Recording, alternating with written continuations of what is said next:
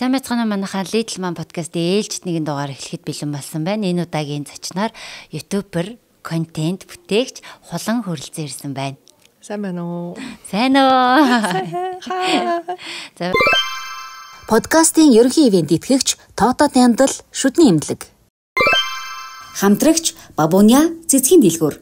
Урилгын маань хүлээж аваад хөрөлцөн ирсэнд маш их баярлалаа. Урьсанд баярлалаа. За одоо дуртай подкастт орж байгаа баяртай. За одоо хоёлаа ухаж төгөж өгнө шүү дээ гэж. Хотлоо. Тийм амар юм байхгүй. Манай подкастын угаасаа гол зорилго нь найзууд нэгэнтэйгээ суугаад угаасаа эмэгтэй хүмүүс чинь ярих хэрэгцээ нь хангагдчихж нэг юм аз жаргалтай байдаг штэ. Тэгэхээр хоёлоо өнөөдөр ярих хэрэгцээгээ сайхан хангах нэ. Тэгэд манай подкастын нэг юм үндсэн асуулт байдаг байхгүй юу? Одоо ингээд хамгийн анх ээж болохдоо ямар мэдрэмж байсан бэ? Ямар мэдрэмжтэй байсан бэ гэд. Энийг би орсон ээж болгоноос асуудээ. Гэхдээ өнөөдөр л би ингэж асуумаар байна. Хулан жоохондоо ямар хөвгтэйсэн бэ? Тэгээд тэр надад ингээд айгу сонирхолтой санагдаад байна. Тэгээд тэр хариултнуудаас цаашаа ярилцах яриа маань ингээ урган гарах гэдэг байгаа учраас багада ямар хөвгтэйсэн бэ? Би алин ганц. Тэгээд нэлийн том болон болтлоо 10 хүртлээ хоёр талынхаа өвөө эмээгийн нэг ганц ач зээн байсан байхгүй. Тийм болохоор айгүй их хайрын дунд бөмбөрүүлж айгүй их анхаарлын төвд өссөн гэх юм уу да. Тэгээд эмээ өвөөтэйгөө ер нь л өссөн. Эрдэнтийн хүүхэд. Тэгээд айлын ганцууд их ч нөгөө айгүй дураараа ганцаардмал гэдэг штэ тийм мэдгүй. Би л хүүхэд насаа бодохоор тийм ганцаардмал уйдж исэн юм бол санагддгүй штэ. Одоо ч гэсэн ер нь ингээл илүү ганцаараа байх дуртай, ганцаараа юм хийх юу тийм нэг бие даах юм сурчдаг юм шиг санагдсан. Тэгээд багадаа бол би маш даруухан, дуугаа тэгээд гэр дотроо ч гэсэн дээр нь өөрийгөө илэрхийлэх ур чадвар их багтай, султай байсан байна да гэж боддیں۔ Өсвөр нас хүртлээ. Өсвөр наснд хүрээд ингээд задраад харин нэг өөрийгөө үг яриагаараа ч юм уу бичгээр ч юм уу илэрхийлж сэтгэл хөдлөлөө илэрхийлж сурсан байхгүй юм. Тэрнээс өмнө бол нэлээд тотгошоогоо дараахан дуугай. Тэгээд нэг одоо гэр бүлийнхэндээ гомдол санал хэлэхээр өөлчдөг ингээл өвдгөн чичрээл ингээл айгаад идэг ч юм уу. Тийм аймхаа хөвгт байсан шүү дээ. Яагаад ч юм бэ те энэ айгаад айлгаад ах юм уул нь ерөөсөй байгаагүй мөртлөө. Тэ айлын ганц. Тэ ер нь ингэж боддгоо. Айлын ганц хөвгтдээлийнх нь ингээд ганцаархнаа байсан болохоор олон хөвгттэй болно гэж боддгоо. Гайгүй. Айлын ганц байсан болохоор ингээд ахтай ихчтэй баймар байгаасай гэж хүсдэг үү гэлдэг шүү дээ тий. Үгүй. Надад л бараг л нэг тийм юм байхгүй. Тэрдэргүй нөгөө ахтай ихчтэй байж үзээгүй учраас юу одоо мэдрэхгүй байгаагаа мэдгүй л байгаа л байхгүй. Тэгээд би ч гэсэн ер нь бол охиноо төрүүлчихэд тэгээд нөхрөөтэй хоёр ярилцаа. За нэг хүүхэд бараг болно доо гэж ярьжсэн байхгүй юу? Бид тэр хизээч тийм олон хүүхэдтэй болъё ч гэж боддоггүй. Хоёр ч гэж бараг л бодоогүй байсан та. Тэгээ нэг хүүхэдтэй болчоо за бараг болсон доо гэж bijсэн. Тэгээд дүү нь олдоод. Тэгээ би нэг юм тухайн үед ингээд нэг жоохон одоо шоконд ороод санаа зовж яснаа сандаг байхгүй юу? Яагаад гэвэл миний мэдгүй амьдрал руу миний охин орох гэж байна гэсэн үг шүү дээ тий. Тэр чин дүүтэй өсөх гээд байна шүү дээ. Би дүүтэй өсөж үзэг болохоор ямар байдгийг мэдгүй. Тэгээд яана энэ хүүхдэд охин маань ингээд яг ингээ өөрийн гэсэн орон зай, өөрийн гэсэн эд зүйл, өөрийн гэсэн одоо тийм юмтай байж чадах болов уу гэж бодоод айлын хүүхдүүд гэл бүхэл юмаа хуваалцдаг санагдаад байдаг шүү дээ тий. Тэгээд бүр ойрхон учраас баг нэг ангид нэг сургуульд орчхоор тэгэл тэрний ихч тэрний дүү гэл нэг юм хувь хүний тийм онцлог байхгүй ах юм шиг санагдаад би бүр айгаад тэгээд дүүнэртэй ойрхон өссөн найзуудаасаа асуугаад за чамд ингээ яг зөвхөн чиний гэсэн эд зүйл мөл байсан уу? Байлгүй яа тий. Яг ингээ яг чиний л гэсэн тийм орон зай байсан биз дээ. Байлгүй яа тийм ээ юу яриад байгаа юм битээ санаа зовоод байдаг гэсэн. Хувь хүн учраас тий. Тэгээд дараахан охин ингээд байж хагаад би бол UBS телевизэд ажилладаг хөтлөгч хийдэг байсан. Айгуу тод санаад байгаа байхгүй. Тэгэхээр мэрэгжил сонголтын дээр ч юм уу яаж явж байгаад ер нь яагаад ингэж өөрийгөө гоё нээгээд ийм мэрэгжил рүү ороод явчих. Тэгээд даруухан байж хагаад дараахан байж байгаа. Тэгээ өсвөр насндаа яг 12-той 13-той та найзуудтайгаа танилцсан баггүй. Одоогийнхоо сайн найзуудтай best friend-уудтай нэг ангийн. Тэгээд бид хэд бибинийгаа айгу нээж өгсөн юм шиг санагддаг. Манай найз охтууд айгу зоригтой, өөрсдийн гэсэн үзэл бодолтой яг ингээд миний эсрэг нь байсан байхгүй юу? Ингээд өөрийгөө илэрхийлж чаддаг. Ангид ингээд чанга дуугаар инээж чаддаг ч юм уу те. Айгу юм галц охтой охтууд би болохоор ингээд айгу дараахан доошоо дуугаал ингээл гэлээдэг. Тэгээд найз охтууд маань намайг ерөнхийдөө бол ингээд одоо тэр хальснаас маань гаргаад өөрийгөө нууцсан байгаа тэр юмнаас гаргаад ингээд өөрийгөө нэлээд илэрхийлж сурахад тусалсан. Тэгээд яг тухайн үед л гайгүй юм бичдэг байсан. Одоо ч гэсэн гайгүй л те. Тэгээд ер нь ярихаасаа илүү бичих дуртай. Бичгийн талыг ингээд чуд авьяас байгаа юм байна гэж бодоод тэгээд бичгийн хүн болно гэж бодож төсөөлж. Тэгээд тухайн үед уул нь зохиолчийн анги хайж үзсэн чинь Суйст жүжигний зохиолчийн анги гэж байд юм бэлээ. Гэхдээ тэр нь нэг тухайн үед намайг төгсөж явахад хэдэн жилдээ нэг удаа авдагч байлуу. Тэгээд хамгийн ойролцоогоор нэгэ сэтгүүлзэн ингээд сэтгүүлчээр орсон баггүй. Тэгээд сэтгүүлчээрээ сурж агаад нэгдүгээр курсээ төгсөөд ижсэн чинь манай ангийн багш за Улаанбаатар телевизэд очиж дадлаг хийх үү. Тэгэл та багшаа Улаанбаатар телевизэд чи айл үлээ. Юу хараа та чи юу байсан мэдгүй. Тэгээ юу байсан очиж дадлаг хийгээд тэгэнгүүтээ шууд дадлагаа дуусгаад намайг дагалдангаар аваад тэгээд тэндээ ажилд орсон. Ерөөсөө оюутан чөлөөтэй юм жоохон завтай ч юм уу тий бүх ангийнхныгаа эргэн тойрныхоо найзуудыг мэддэг, сургууль дээр их цаг зарцуулдаг тийм оюутан байж чадаагүй. Нэгдүгээр курстэй л тийм байсан. Тэгэл үлдсэн жилүүдэд дандаа завгүй. Гялсгүй жижигчэлдээ суучаал, гялс буцаал ажил руугаа яваал, ажил дээрээ хончоол өглөө нь хичээлдээ нэг ингэж суугаал тэгдэг байсан. Тэгээ нөгөө ганц бие байсан баг. Тийм ганц бие ч байсан.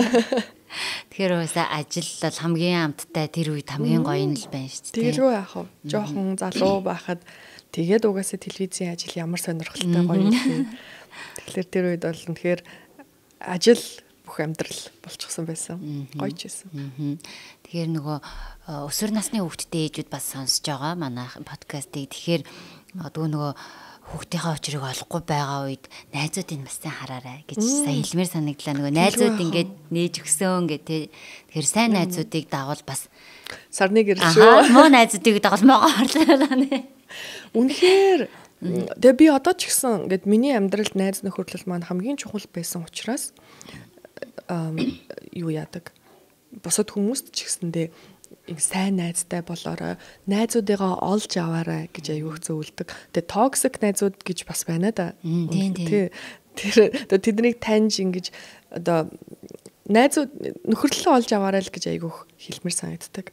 Тэр бол магадгүй бас бодоодсэн чинь нөгөө нэг ах トゥ одоо тэ айлын ганц байсан болохоор бас нөхөрлөл дээр аягүй ингэж ач холбогдол өгж байсан байж магадгүй юм байна. Гэтэ тэр бол хүний амьдралд үнэхээр тусалтгийн жишээ байна. Подкастын ерөнхий ивент тэтгэгчээр Тото Dental шүдийн эмнэлэг бидэнтэй хамтран ажиллаж байна. Шүд ирүүл бол би ирүүл. Хэрвээ та сар болгон өөртөө хөрөнгө оруулж нэг эмнэлэгт шүдээ үзүүлдэг бол эрүүл мэндтэй болон санхүүтэй хийж байгаа хамгийн том хөрөнгө оруулалт юм. Үүнээс гадна та унтахтаа амаа ангаж унтдаг бол энэ нь буруу амьсгалах нэг хэлбэр. Буруу амьсгалснаар бидэнд ямар зүйлүүд тулгарх вэ гэвэл нэгдүгээрт буруу амьсгалснаар бид хүчил төрөгчийг дутуу аавна, өглөөс эрэхтэй ядарсан мэдрэмжтэй сэрнэ гэсэн үг. Хоёрдугаарт нүүр ам буюу хамар хоншоор буруу хөгжилтэй явна гэсэн үг. Яг үүнд зариулсан Тото Dental маань ийм шүдний шинэ аппаратыг оруулж ирсэн байна. Хэрвээ та унтахтаа амаа ангаадаг, буруу амьсгалдаг бол энэ шүдний аппаратыг сонирхоод үзээрэй гэж зөвлөмөр юм. Үүнээс гадна Тото Dental шүдний эмнэлэг нь халдваргүйжүүлэлтийн мэрэгжлийн эмчтэй учраас та ямар нэгэн халдвар авчих вэ, ямар нэгэн эрсдэл байх вэ гэдгээс айхгүй байж болно гэсэн үг.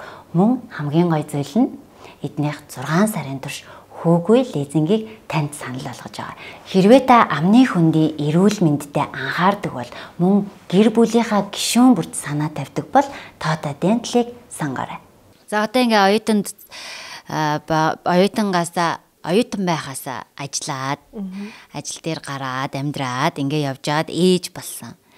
Бүр сүүлд ээж болсон. Бүр ажиллаад удаад. Тэгээ ажиллаад удаад ээж болоход бэлдс нөгөө нэгдүгээрт хоёрдугаарт нь болохоор ээж болох тэр мэдрэмж бас нөгөө хоёр. Нэг нь болохоор нөгөө хоёр зураас хараад ямар мэдрэмж төрсөн, хоёр дахь нь хүүхдээ ингээ ингэртээ тэрвэх ямар байсан. Мэдээж хоёр төрөлтөн дээр. Хоёулын дээр нь ямар мэдрэмж төрсөн. Бүгд шал өөр байсан юм байлээ. Нөхөр хөтөөр танилцаад, найзлаад, үерхэд, гэрлэлтэд батлуулаад тэгж жагаад жирэмсэн болсон байхгүй юу? Яг ингээд бүх юмдээс дараалалаараа явах ёстой.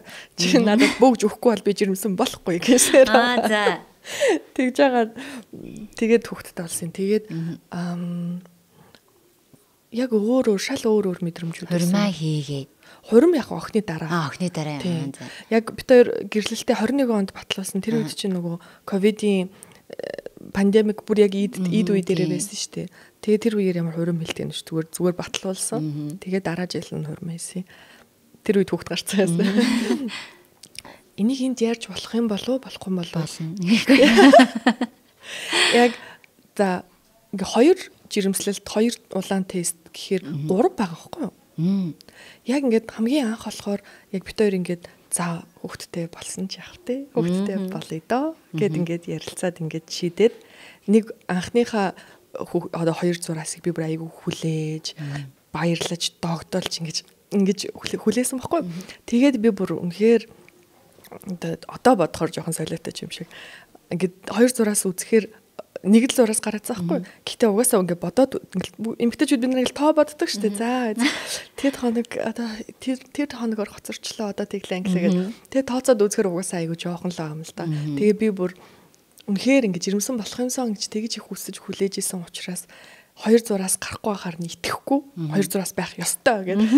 Тэгээд судалж хайж үзэж яагаад би бүр шинжилгээний төв дээр очиж шинжилгээ өгөөд за засаар шинжилгээ өгдөг штеп. Бага үед нь хамгийн хордын илрүүлдэг. Тэгтээ тийм ээж зөндөө байгаа. Тийм бах те. Тэгэж хүсэж хүлээж. Тэгээд шинжилгээгээр окей гэд. Тэгээд дараа нь угаасаа шууд шинжилгээний дараа шууд 2 зураас гараад тэгээд тэгэж баярлаж одоо догдолж хүлээж авсан баггүй. Тэгэхэд тэгсэн чинь хамгийн харамсалтай нь тэр хүүхд маань бүтээгүй болоогүй.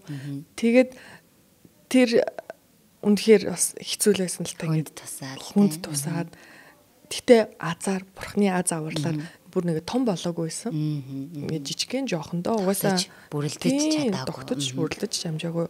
Өстой нөгөө зүрхний цохилт нь ч орж ирээгүй. Тийм жоохон байхгүй. Угаасаа тэр үедээ бас тийм тохиолдол айгүйх байдаг гэсэн шүү дээ. Тэгээд тэр бас айгүй цохилт болцсон. Яг амар хүсэж хүлээж байсан учраас тэгээд дараа нь удаагүйгээр дахиад жирэмсэн болоод тэр нь манай охин. Тэрэн дээр болохоор яг ингээд жоохон айцтай гэхдээ бас ингээл айгүй уйлаад тэгээд тэрэн дээр болохоор би нөхрийгөө эмийн сан руу гүйлгцэн тест авчруулсан. Тэгээд тэр үед манайх томоо нохотойгоо байсан. Тэгээд би 0 дотор үзээд 2 зураас гэж гараад уйлсан байхгүй юу? Тэгж байгаагаа хийсэн бичлэг байдаг байхгүй хамаг юм аа. Тэгээд яг амар бичлэг хийж байгаа ч хамаагүй айгүй муухай царамуутай гэж уйлаад. Тэгсэн чинь цаана манай нөхөр том өрөөнөөс нохотойгоо тоглонгоо. Oh my god гэд уйлаад ахын жирэмсэн болцсон юм бах та гэдэг. Нохотойгоо тоглож тэгж байгаа тэр бичлэгэн дээр орцсон байдаг байхгүй. Хөөх юм би.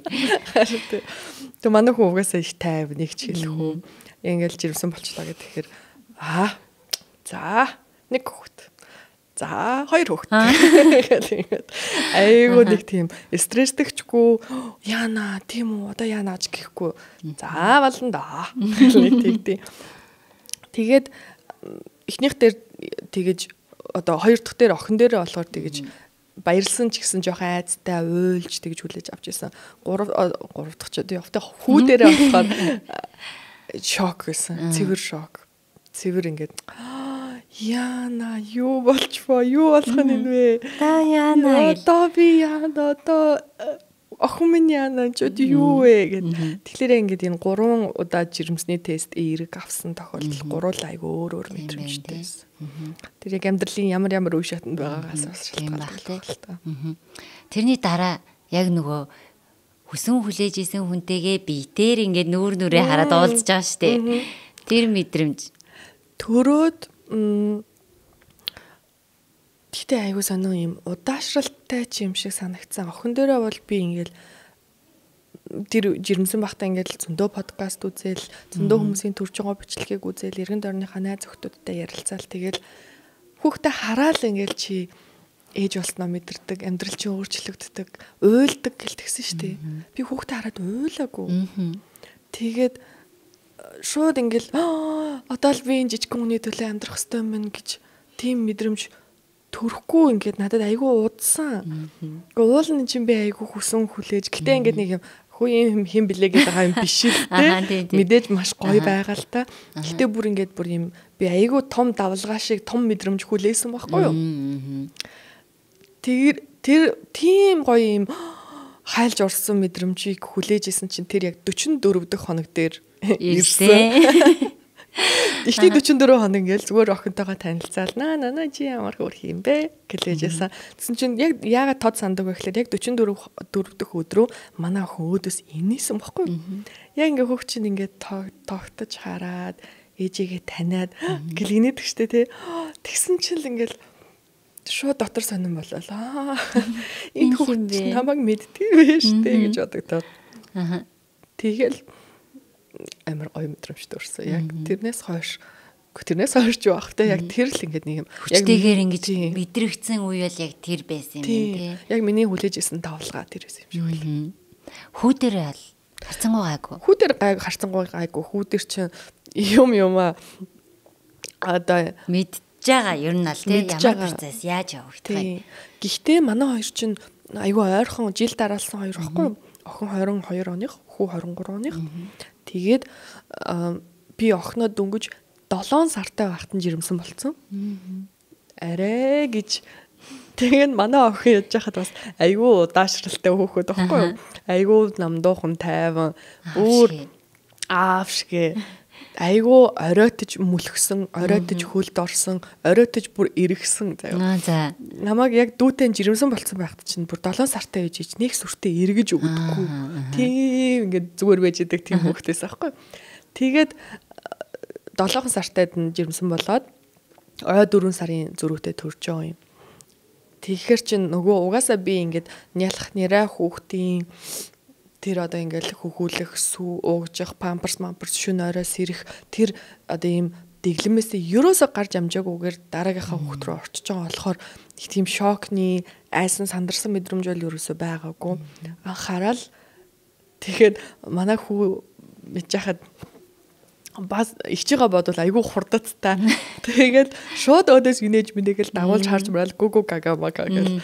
Тэгэл хүүдэр бол бүх юм айгүй натурал цаанаасаа айгүй хурдан байсан. Яг л номон дээр бичсэн байдаг шиг. Яг үлгэр дээр гардаг шиг байсан. Тэгээ би ингээ ээжүүдтэй ярилцаа сууж байхад дээлэн ээжүүдийн бараг 80% нь хүүхдээ хараад шууд би ингээд ээж боллоо. Вау ямар гайхалтай хэрэг вэ. Би энэ хүүхдийг ухаангүй хайртай ч юм уу тийм мэдрэмжийг авдгүй юм байна. Заашгүй би тэгвэл нормал авдгүй юм байна. Тэгээд сүүлд бас нэг ээжтэй ярилцаа сууж байхад ингэж хэлсэн аахгүй тэр үг одоо айгүй тод санаанд орж байна. Бид нар хүүхдтэйгээ давхар өсөөж явах хугацаанда хүүхдтэй илүү дасаж нэгшээд хайрлах мэдрэмж тэндээс бүр илүү хүчтэй мэдрэгдэж орж ирдгээ гэж аахгүй. Тэнгүүд л нэрээ тийм байна гэ. Бусад ээжтэй бас яг ялгаагүй надад яг тийм мэдрэмж төрж исэн байхгүй. Ингээд айгүй л хэцүү л байгаадсан сандаг байхгүй юу. Тэгээд яагаад нөгөө гоё юм хизээ ирэх гээд байна гэл тэгсэн мөртлөө хүүхдээ арчилгаа хөхүүлхээ ямар ч байсан энэ тэнд нь өвтгөж болохгүйгээ мэдж байгаа мөртлөө тэр их нөгөө хараал ингээл хайр нь нурсаал байх мэдрэмжийг яваандаа үүсдэг юм байна гэдэгтээ би санал нийлсэн. Нэрэл тэр чи одоо шинэ хүнтэй чинь танилцаал шууд дурлах чинь. Тийм бид хэд чинь нэг ингээл хүн шинэ танилтай болсон ч гэсэн тэр хүнийг нэг мэдээж авах цаг хугацаа бидэнд хэрэг болдог шиг яг ээж угаасаа хувийн холбоотой байгаа тэр хүүхдийг хайрлах ёстой хичнээн муухай байсан ч тэр хүүхдээс нүрээ буруулж чадахгүй сэтгэл нь бүгд энэ төр байгаа ч гэсэн нөгөө гинтийн зүйл төр чинь нөгөө маш асар их өвдөлтийн дараа ирж байгаа баяр баясгал тий. Тэгээ тэрний дараа шууд тэрийг хүлээж аваад хөхн хагаарцсан магадгүй ажилтай төрцөн тий. Тэр болгон дээр шууд лээстаа нэрэ гэж хүлээж авах боломжгүй л дээ яаж ч чадсан тий. Тэ үлдсэн 30% тэгдэг байх. Тийм бах. Тийм бах. Тэгээ яагаад ингээ бүгдээрээ хараал уйлна гэдэг тийм. Нөгөө маш их өвдөлтийн дараа зүгээр nëдэс гараа уйлаар санагддаг баха. Тийм баха. Тийм баха. Тийм ээ дууслаа гэж бодоод би бол яг тэгж бодчихсан. Юу идэ чааваста нэр ёо гэл. Тэгэл яг нэг ингл уулаа хошин ингээл үрээд ирдэг ш. Тэгэнгүүт учир зүггүй надад ингээл за одоо ингэж санагдахгүй байгаа ч гэсэн хараад чааваста гэж бодогдоод байгаа юм чи нэг юм улаан нэлзраа юм харахаар. Ямар сарвайсан жижиг юм бэ яг. Идэ төрөх гэж үзлээ дээ хоёлаа мөн чиг чармайлаа даа. Би гэхдээ надад хоёулын дээр нь манай хүүхдэд айгүй том санагдсан шүү дээ. Гэтэ яг 3.700 4 хил яг жоохон том л байсан л да. Гэхдээ би ингээ гизэн дотроо тэр хүүхдийг чи ингээл ерөөсөө хэдхэн цагийн өмнө гизэн дотроо ингээл битээр байж байгаа шүү дээ. Тэгэл ингээл гарлаа. Гарч ирэл ингээл харсан чи хүүе миний гизэн дотор миний биеийн дотор ийм том хүүхэд байсан юм уу гэж бодогдоод тэр чи ингээд айлуушээ ингээд хамаг юм. Тэгээ ингээ өөдөөс харж мараад яагаад чи ихний шок бол надад том хүн байсан бэ гэж бодсон юм байна. Би тэр хүүхдийг хараад ерөөсөө угс жоохон л байгаа л да. Тэгтээ ерөөсөө жоохон төсөөлсөн хэмжээнээс том санагдсан. Гэтэ 3.704 гэдэг чинь томоо. Томдоо орноо. Тийм байна л да. Тийм байна. Би яас тэгж хэлээ том юм. Ер нь нэг тийм юм жоохон мира зраатай тий ингээ бондооцсон байх юм байна. Хэдхэн цагийн өмнө энэ миний гизэн дотор байсан шүү төөх гэж бодогдоод. Бас л сонирн бодол байх шүү. Тэгээд хоёр төрөлтөн дээр соёлын дээр нь би айгу яарад байсан. Чи тэгчихсэн үү? Төрөх гэж үү? Тийм. Үгүй. Яг тийм ингээд төрөх гэж одоо тэр чинь ингээд эхлээд ингээд бацлаад ингээд нөгөө нэг юмнууд эхэлж байгаа шүү дээ тий. Тэгэл ингээд ёо гэж байж хат зураа. За хурдан төрөөд царайг нь харах юмсан ямар царайтай бол хэнийг дуурайсан бол надад тэр хүүхдийн царай бүр ингээд хоёлаа бүр амар гоё сюрприз байгаад тэгээд бүр гял төрүүлж царайг нь харах юмсан гэж бодоод. Тийм. Тэр бол бас тэгэж нөгөө зовлонгийн түргэн жаргалын удаан дээр гэдэг шиг л очил очоохон төрүүлээдэг намайг. Тэр бол баг ээж болгон боддог бах уу. За яста хурдхан төрчээ гэх тээ. Тэгээд тэгсэн чи хоёр сюрприз хоёлоо аав байсан. За. Тэр чигтээ аав. За тэгээ ээж болсон хулангийн хувьд болохоор ээж болохын өмнөх хулан тэгээд ээж болсон хулан хоёр хэр ялгаатай санагдсан бэ? Ээжүүдэд ер нь айгүйх ялгаатай байдсан бэлээ. Ялгаатай болсон байхаа. Би өөрөө анзаарахгүй байгаа байж магадгүй. Би эсвэл өөрөө ялгаатай болоогүй гэж бодохыг хүсэж байгаа байж магадгүй. Зан аашны хувьд ялангуяа. Зан аашны хувьд гайгүй. Гүй нөгөө нэг одоо төрсний дараах тэр хэцүү үеуд чинь одоо ингээл нөгөө ядраад тэнгүүтээ ингээд нэг хүн ингээл чамаас шууд хамааралтай болчихж штэ тий. Тэр нь хэцүү байдгийм байх гэж ойлгосон байхгүй. Тэгээд би яг ингээд бодоодсэн чинь надаас хүн хамааралтай байх би ингээд тогтмол хүнд ингэж арчилгаа халамж хийх тийм дэглэмээр бас овоо удаан явцсан байсан мөлий. Тэр яад гэвэл яг одоо 20 оноос эхлээд 22 он хүртэл жил гарan манай эмээ хэвтэрт байсан байхгүй юу. Тэгээд эмээгээ өдөр шөнөгүй асраад бүр ингээ хэвтрийн хүн чинь ингээл юу ч хийж чадахгүй болно шүү дээ. Тэгэхээр ингээл өдөр шөнөгүй асраад Тэгэл одоо нөгөө бүхэл юмыг хийгээл тэгэл манай имиж бас шүүн унтахгүй босч ирээл. За тэгээд тийм ирж имээр жил хагас явцсан байсан байхгүй. Тэгээд яг тэрнтэй залгуулад манай нөхөртэй нохоо аваад тэгээд нөгөө нохог чинь тэгтээ харьцуулшгүй л те. Гэхдээ ер нь тийм тогтмол надаас нэг юм ингээл хүсээл ингээл зулгаагаал одоо яг одоо л тех хэрэгтэй яг одоо шэйлээ яг одоо тэглээ инглээл гэсэн тийм юм байгаа байхгүй. Тэгэл нөгөө нохог чинь шэйлгэж баалгаж сургаал юм идчих болохгүй жийдэж болохгүй за одоо энэ дунд за одоо тэн дунд гэлбэжсэн чи араас нь залгуулаад хоёр төрчихөж байгаа байхгүй. Тэгэхээр одоо бол би ингээд нөгөө нэг тэр үед дөнгөж төрж явах үедээ ч гэсэн ингээд нойр дутуу байх ингээд гялс хүнд ингээд нэг юм юмыг нь хийх ингээд хүнийг халамжлах тэр нь харьцангуй гайгүй суудсан байсан байж магадгүй гэж бодсон. Би тэрэнд бол ерөөсөө нөгөө түүртэйгүй. Нойрондоо ч түүртэйгүй, юундаа ч түүртэйгүй. Тэгээд үнэхээр нөгөө нэг хүүхэд өсгөхөд тосгонтороо хэрэгтэй байдаг гэдэг шүү дээ, тий. Амар азар би үнэхээр тосгонтой. Хоёр ээж маань хоёулаа тосолсон. Бүр ингээд яг төрөнгүүд амралтаа аваад 21 хоног хажууд байж байгаа. Тэгээд байнга орой олгон ирээл ингээл за миний охин заа тэг ингээл нөгөө айлын ганцын гавьяа байж магадгүй те. Надаас өөр ээж юм надтай болоцлох хүн байхгүй. Яг үнэ. Тэгсэн байна те. Тэгээд яг хоо ээж болсны дараа тайван л болсон бах та. Үгүй штэ. Эсрэгээрээ штэ. Нөө. Би ч угаасаа тайван хүн штэ. Би аимхаа болцсон юм байна.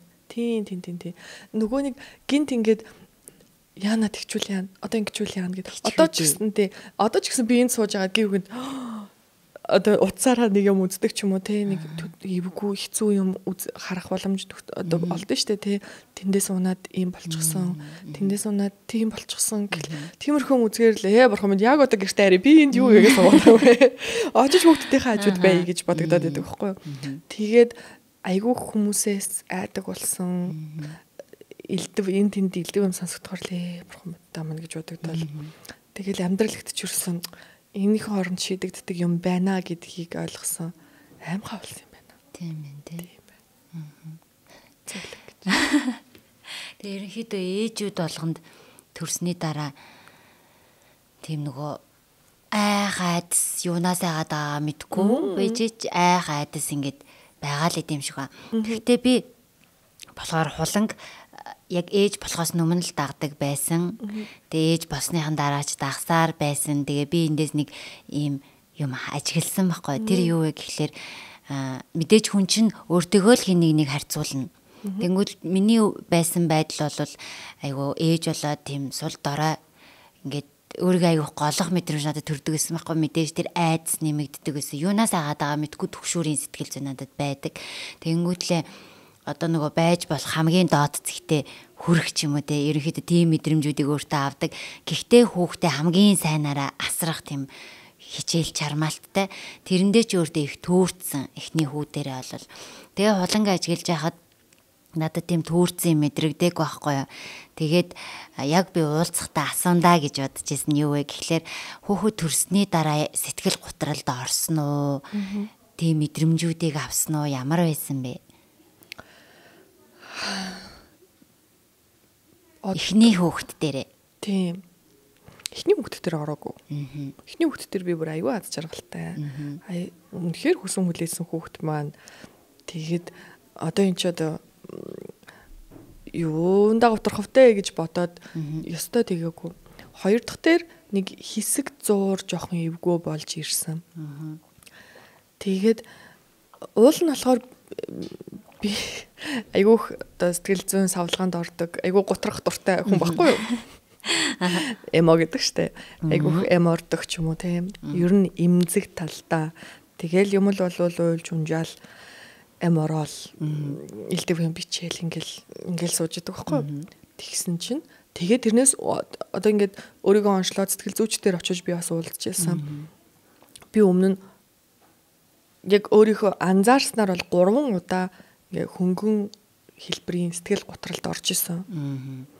Тэгтээ тэр нь бүгдээрээ хүүхдээс өмнө. Тэгээд тэрийг ингээд өөрөө даван туулаад сэтгэл зүйчтэй ярилцаад бичээд ярил яриад уйлаад ингээд сэтгэл зүйн дасгалууд хийгээд ингээд даван туулаад дууссан. Тэгээд би яг жирэмсэн болоод айжсэн байхгүй юу. За тэр postpartum depression гэдэг чи их амар юм байдин гинэ. Тэрийг өстө хүн болгон туулдаг гэж шүү. За би одоо өстө тэгэх дуртай амархан хүн тэгвэл одоо бүр өстө баларх бах та гэж бодоод бас бие чангалсан ч байж магадгүй. Эсвэл үнэхээр эргэн тойрны тусламж, нөхрийн тусламж, сэтгэл санааны бэлтгэл сайн байгаад үнэхээр миний амьдрал бутраад ах зүйл бага байсан болоод тэгээгүй ч магадгүй. Тэгээд энэ хоёр жирэмслэлт хоёр хүүхэд чи ерөөсөө нэг хоёр тусдаа зүйл биш болцсон юм санагдав. Би ингээл эхнээсээ л ингээл 21 онд жирэмсэн болоод тэгэл 23 оны 11 сард төрөн төртөл чи ингээл нэг юм залгаатай л нэг юм бол нэг нь хөхүүлж дуусаад дараагийнх нь хөхүүлэл ингээл нэг юм тэр жирэмслэлт энэ жирэмслэлт энэ хүүхэд гээд ялгаад ах юм байхгүй нэг л би ийм нэг юм том ийм нэг юм дотор орцсон нэг юм том давлгаан дотор орчоод ингээл зохиулаад яваадсан байхгүй. Тэгээд яг нь салгаж бодох юм бол би охиныхоо дараа сэтгэл готрол байгаагүй.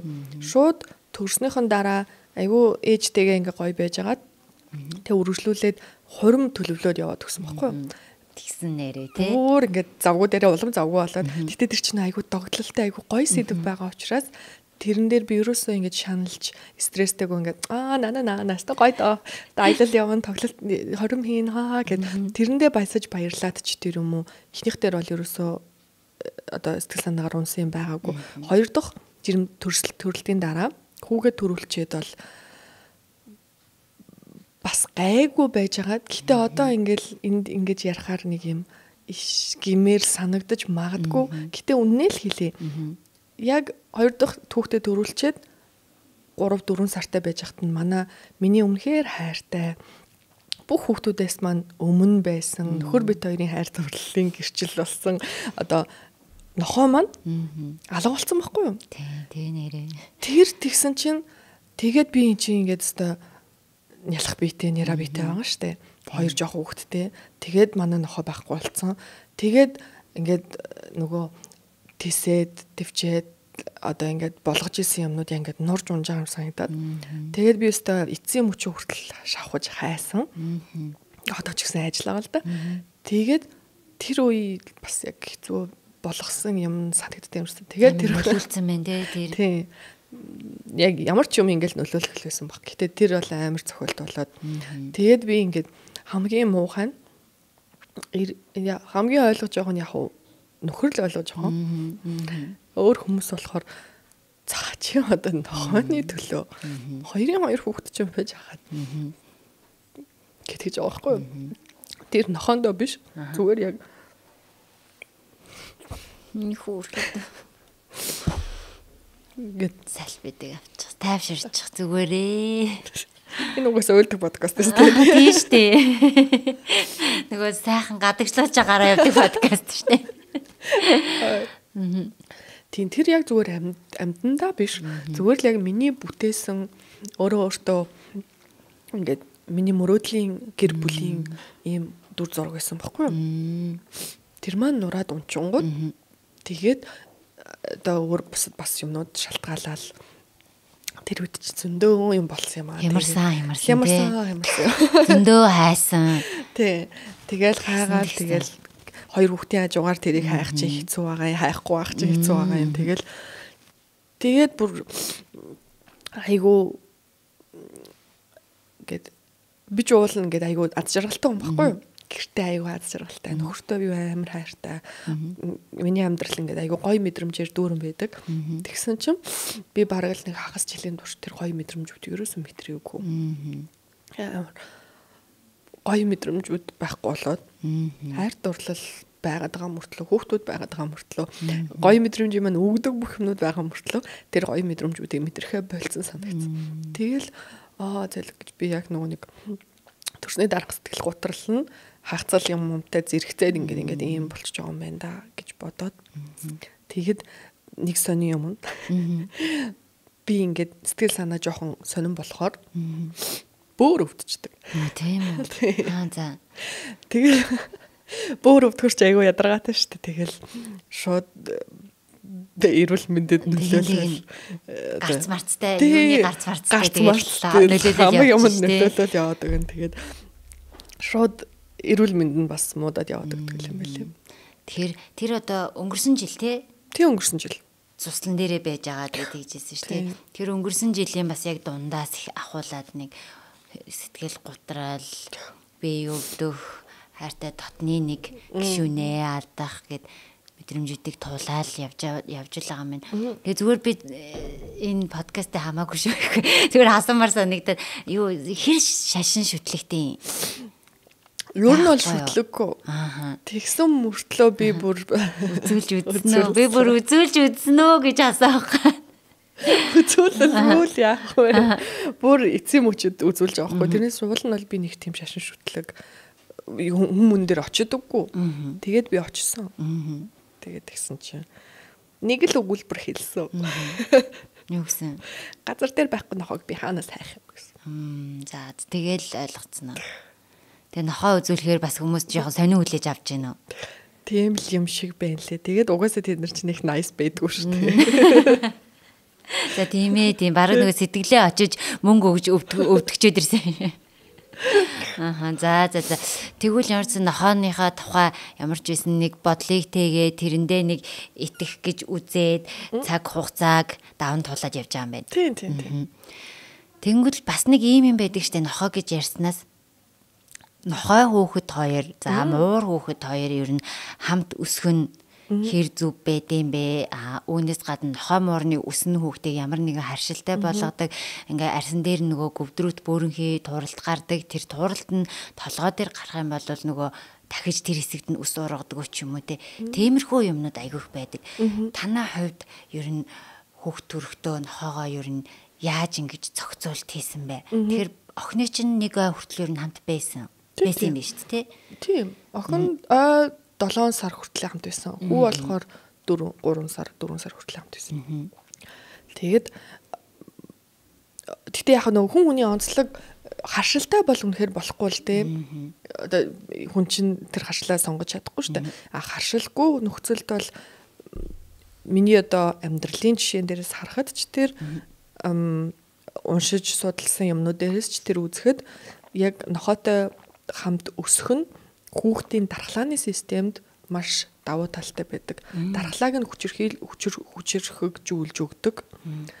Тэгтээ одоо тэглээ нохой гэд одоо хаасайгуу нохой биш шүү дээ. Тэгж хамт амьдарч байгаа цэвэрхэн эрүүл нохой жолтон тамрагдсан. Тийм. Эрүүл байгаа л нохой байгаа шүү дээ. Тийм. Яагаад гэвэл тэр чинь нохой ч өөрөө маш сайн одоо дархлаатай амтаа. Тэгээд нохойны шүлс үс хоёр нь ингээд хүүхдийн дархлааг илүү дэмжиж өгдөг гэж байгаа байхгүй. Тэгээд охин дээрээ бол бид нар ерөөсөө юу ягаачгүй эмнэлгээс ирэхэд л нохоо манай гэрт байсан. Гэртээ байсан ерөөсөө тэгж хүүхдэд тусгаарлаагүй. Тэрнээс тэгээд манай охин одоо ч гэсэн ер нь бол ханаад манад хүрдэггүй. Тэр үедээ ой гартлаа одоо эргэн тойрны хүүгээд хийжсэн. Тийм, эргэн тойрныхан ч гэсэн ингээл ханаад томоо хүрдэглээсэн. Манай охин ханаад томоо хүрж байгаагүй. Тэгээд агуу дээр бол яг хуу төрөөд 7 хоног лагер дээр байлгаж агаад буцаагаад авчирч исэн. Одоо 2 жоох хүүхдээ хажуугаар гээд тэгээд за эрүүл мэндийн хувьд бол тийм давуу талтай. Нөгөө талаас болохоор хүн ер нь ямар ч амьтантай заавал нохой биш ямар ч амьтантай хүн багаасаа хамт байхаар юм нөгөө нэг хил хязгаарыг давахгүй байж сурдаг. Хүндэлж сурдаг. Хүндлэлийг аягүй сайн сурдаг байхгүй юу? Одоо ингээд бид нар чинь амьтантай арай зөөлөн арай өөр одоо тий ингэж арга ивийг нь олж харсан шүү дээ. Тэгээд хүүхэд бол хамаагүй ингээл амьтантай хайртай гэж очиод ингээл шууд ам руу гараа хийгээл эсвэл шууд ингээл дээр нь дарж унаал тэрвэрж мэврээл ингээд чихмэхийг нь ухаад ингээд жоохон уурлуулах дамын бараг ухчих гал тий. Тэгэж болохгүй ингээд хил хязгаартай чи хүндлэх хэрэгтэй, зөөлөн байх хэрэгтэй, хүлээцтэй байх хэрэгтэй гэдгийг ингээд багаас нь хин хиннээ суралцж байгаа байхгүй. Нохойч хүүхдтэй зөөлөн харьцаж сурна. Хүнч амьтантай амьтныг бусдыг хайрлж хүндэлж сурдаг. Тэгээд одоо ингээд нохоонд энийг өгж болохгүй, хүлээж агаад өөрөө ирэхээр нь чи тоглох хэрэгтэй ч гэдэг юм уу. Тиймэрхүү ийм арай ийм амтантай айлын хүүхдүүд арай тийм нэг дураараа байх нь бага байдаг. Гэдэг тийм юм байна. Тэгээд ер нь би өөрөө багтаа би амтантай өссөн баггүй юу? Намайг бас төрөхөд бас манайх нэг аав битэр л ер нь нүгээр адилхан юм шиг байгаа юм. Аав бас ингээл нохоо туулаа муулаа муур зуур авчраал гэдэг байсан. Би бас яг тэгэл өөрөөс тийм л юм шиг. Ямар нэг янз бүрийн амтнд ижиж гэнэ л тээ. Тэлийн чи би удмаас ирсэн удамшлээ чи яаж чадахгүй. Тэгэхээр ер нь бол одоо цаашдаа ч гэсэндээ одоо энэ сэтгэл санаа гараа гайгүй болгож байгаад хүүхдүүдээ ер нь л амтантай ойр өсгөх нь хамт өсгөл гэж боддог. Бас миний нэг уншижсэн юм дээр болохоор амтан өсгсөн, амтантай ойр өссөн хүүхдүүд хүнийг хайрлаж чаддаг болдгоо гэд би бас уншижсэн юм байна. Тэрнтэй бас би бол санал нийлдэг. Нөгөө хүмүүс ч одоо хүнийгээ хайрлаж чадахгүй араатай шиг болчиход байгаа шүү дээ. Тэгэхээр бүр багаас нь амтантай өсгөх нь бол бас чухал байх гэж би бол боддог. За тэнгуүтэл одоо хоёулааг илүү одоо шинхэн ээжүүд сонсоосай гэж хүсэж байна. Яагаад гэвэл нэг настай, хоёр настай яг арчилгаанаас бол салаагүй байгаа тий.